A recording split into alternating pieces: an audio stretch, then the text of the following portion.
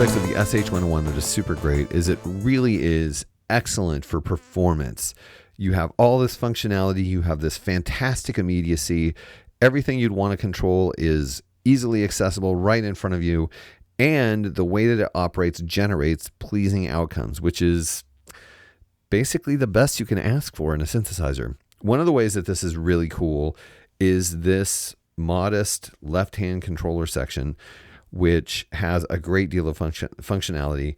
It's largely controlled by the LFO up here. So let's dig right into it. Of course, the LFO, which we've demonstrated to a degree in previous videos, the LFO has two function settings. Number one, you have the waveform choice. So we have a triangle wave, we have a square wave,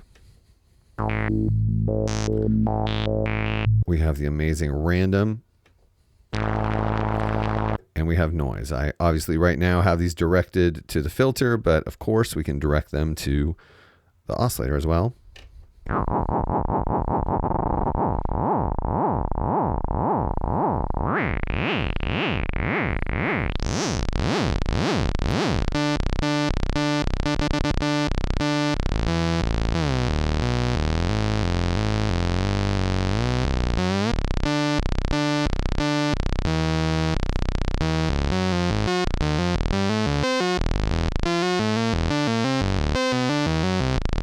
So the amount of modulation going into the VCO and undoubtedly the filter doesn't have a huge range, because if you're doing random, you could have notes that are super high or notes that are super low. It seems to be constrained within a reasonable, pleasing amount, range, spread of modulation.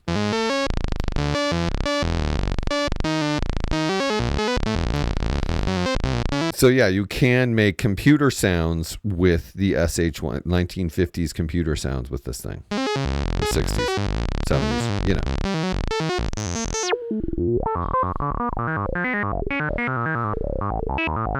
There you go. There's your computer, or alien technological. I'm just going to be quiet. Okay. And of course, we have the ability to modulate both the VCF and the VCO with noise, which we already talked about.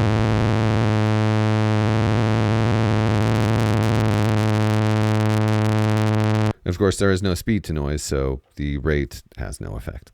Okay, so that being our LFO in general, we also have novel ways of controlling it down here in the left-hand controller. So let's dig into that. Okay, so we have the bender, and this is sort of Roland's cool bender design that they came up with. Instead of having a wheel with a little notch in it, you actually have a handle that you can flick around. You can use the same way that you would use a wheel, or you can do really cool effects. So we have the ability, this is not just, of course, a pitch bender, it's capable of various modulation outcomes. So let's listen to the first, which is VCO. That way it acts like a pitch bender. Let's get that modulation off of there.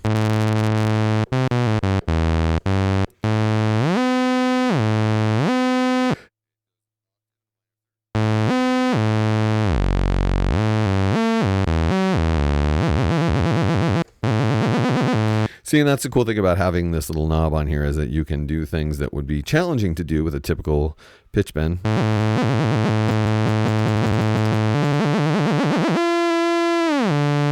Of course, we have different range. Ooh, tritone. What a perfect choice. If you want to set your pitch bend to a tritone, here's how you can do it.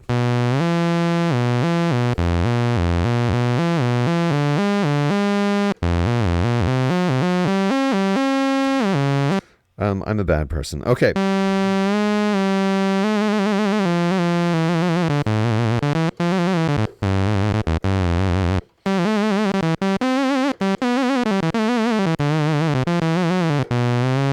Okay, enough fun. So yes, you can do pitch bends with this bender. Also, as is labeled, you can use the bender to affect your filter cutoff.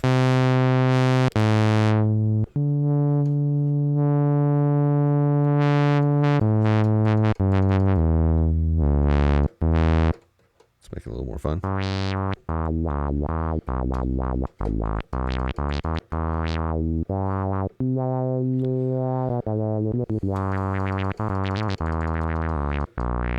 You can fine tune your filter cutoff tweaking.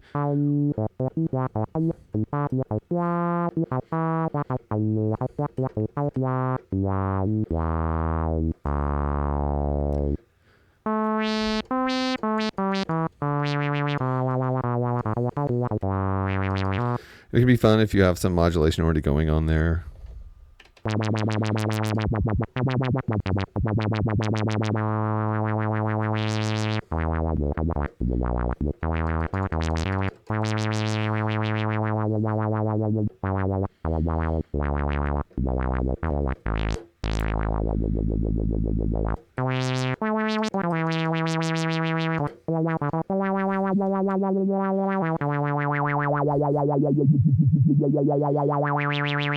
So yeah, that is a lot of fun to be able to have the ability to change your filter cutoff point with a modulation wheel that also has a little lever on it. I love that. Okay.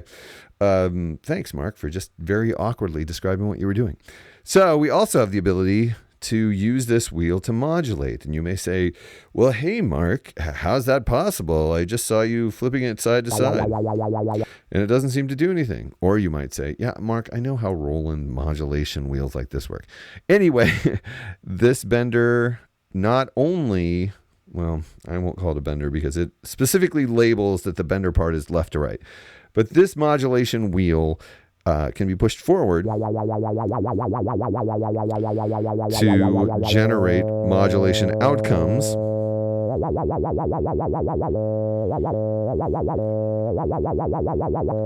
And so, yeah, you can, that's basically how you can add modulation with the wheel.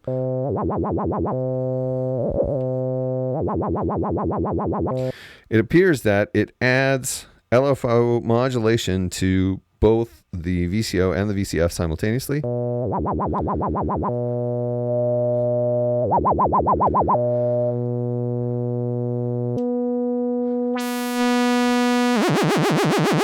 And it just adds whatever you have the modulator set to. Oh, no, it does not. Oh, and it tells me, Mark, you should have just read the label. It sends a sine wave to both your VCO and your VCF.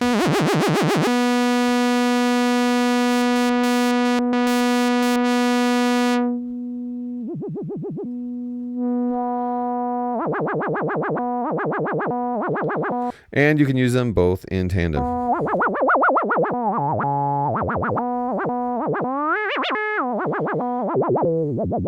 If you want to make yodeling cat sounds. No.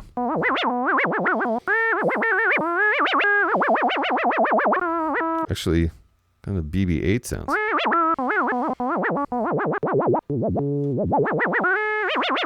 So yeah, obviously, you can also use this in expressive ways that sound good instead of obnoxious ways like I'm doing. But it's really a very cool and expressive way to modulate the sounds that you're making. And yeah, and obviously it's one of my favorite. Roland really knows how to do the left-hand controller. So they did a great job with that. Also, we've seen in other videos the transpose. So you have the ability to quickly transpose in the midst of your modulation.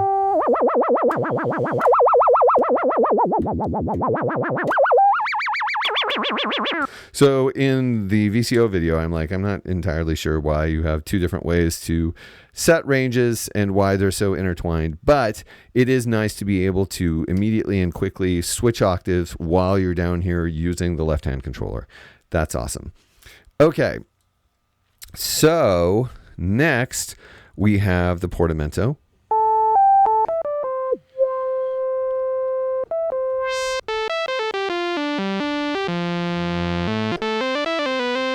And portamento allows you to set what portamento you want in advance and then just flick it on.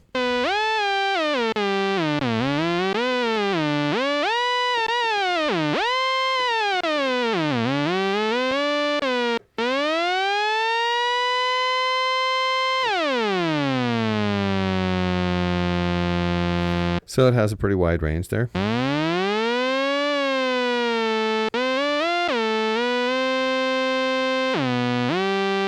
Okay, it also has this auto setting over here, which if you switch it on, you'll say, okay, well, it sounds the same.